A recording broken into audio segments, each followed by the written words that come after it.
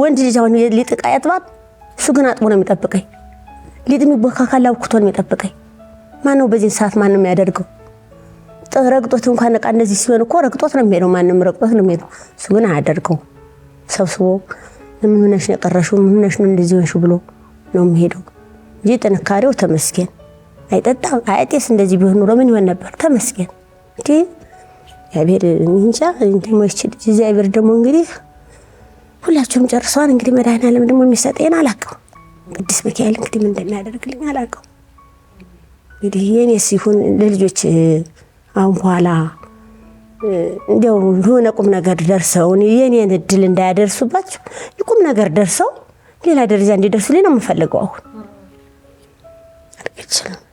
እንደው ፈታኝ የምትሉት ማትረሱት ወቅቶች ለቤተሰብ ውስጥ ወደ ልጆች ነው እንጂ ምንም ያው የሚበላ አንዳንድ ነገር ሲጠፋ ምን ሲል ነው የምሳቀቀው የሆነ ነገር ስንበላ አንዳችን ጥርስ ይለና ወይኔ እኮ አሁን በልቻለሁ በቃ ብሉ እናንተ ብዬ የምነሳበት ጊዜ ታለው አንተ ስለምን አትበላም ስለ ወይኔም እኮ በልቼ ነው ይላል በቃ ለልጆቻችን ጦማችን እንዳያደር ምን እናደርገው ጥራት መስኪን እንጂ እኔ አሁን ተመስገን ነው የምለው ለምን ተመስገን የምለው በቃ አሁን እንደምንም ሆነው የዛን ችግርሽን አሳልፈሽ ምንም የቀን ስራም ሰርተው ቢሆን ራሳቸውን ይችላሉ ትምርታቸው ከጭንቅላት ያውርቻቸዋለሁ ሁሉ ነው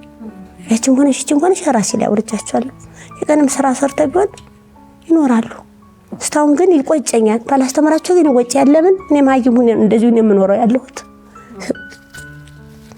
ግን ማርኖሮ ይሆን እንኳን ቤት ጠርገሽ እንኳን ትኖር ያለሽ አሁን ባሁን ሰዓት ላይ ያልተማረ ማን ነው የሚጠርገው መስኪን